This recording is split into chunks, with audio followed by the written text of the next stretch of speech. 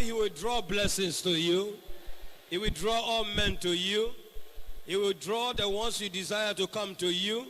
No good. In Jesus' mighty name.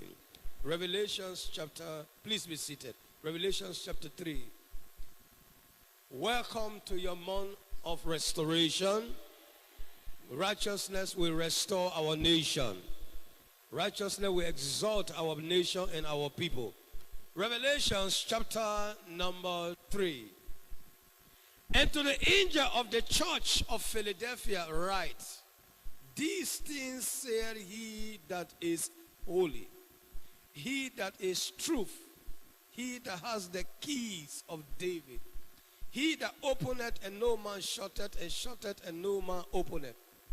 I know thy works, love thee, because thou hast kept my word and my patience. I also will keep thee from the hour of temptation, which shall come upon all the world to try them that dwell on the earth. Behold, I come quickly. Hold thou fast which thou hast, lest no man take thy crown. Him that overcometh will I make a pillar in the temple of my God, and he shall go no more out, and I will write upon him the name of my God, and his name of the city and of my God, which is the new Jerusalem, which cometh down out of heaven for my God, and I will write upon him my new name. He that hath ears to hear, let him hear what the Spirit saith to the churches. Somebody say, speak, Lord. I am willing to hear. Say, speak, Lord. I am willing to hear. Say, speak, Lord. Today, very briefly, we're looking at keys for open doors. Keys for open doors. There's always provision in scriptures to have answers to the problems of our lives. Every situation of life you are faced with, there are keys that will bring you your solution, and there are keys that will shut out the enemy incursion. Open doors simply means God open up opportunities for you. He said in Isaiah chapter number 45, he said unto Cyrus, I will go before thee, from verse 3, and make the crooked way straight. I will open unto you the two-leaf gates, and your gate will not be shut. And I will loose the loins of kings. Isaiah 45 and verse 3. I will loose the loins of kings. So God is in the business of opening doors for his children. Christian friends, every one of us seated here, and the thousands that are following us online, we all have experience of open doors or shut doors.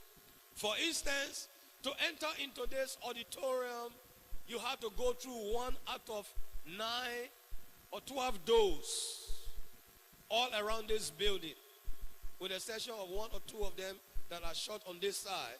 But there are other entrances.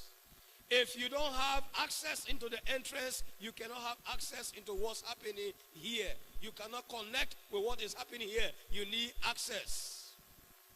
So he promised to use the keys of David to open up the doors that have been shut. And he said when he opens, no man can shut. And when he shut, no man can open. Christian friends, every one of us seated here need doors of opportunity. Some this morning are in a health situation. You need the doors of health to be open so that you can get healthy. Some seated here this morning need the doors of wealth. You need the doors to be open so that wealth can be released to your generation. Some people here need the doors of utterance. As your minister this morning and your servant, I pray to God before I came to this altar, I need a door of utterance to be open so I can open my mouth and speak as God intends for me to speak. He said he will break in pieces the gates of brass, and he will cut in asunder the bars of iron. So there are gates of brass that can hold down your breakthrough. There are bars of iron that can prevent your success. So this month of sanctification, God also promised he's going to be restoring us. From Joel chapter 2, he said, all the years the locusts have eaten, the cankerworm, the caterpillar, all that the enemy has taken from you, all that Satan did to kill and to destroy have taken from you, he shall restore. I say he shall restore. He shall restore. So the doors of restoration is open to you. The doors of revival is open to you. The doors of recovery is open to you. Are you prepared to go through it? Are you prepared to go through it? Are you prepared to go through it? Let's look at one or two scriptures. Studio, Isaiah 45. Talking about open door. Before we get to Isaiah 45, in 1 Corinthians chapter 16 and verse 9, he said, a great door, an effectual door is open unto me, but there are many adversaries. You may have the idea, you may have the expertise, you may have the connection, but if God does not open the door, your labor will be in vain.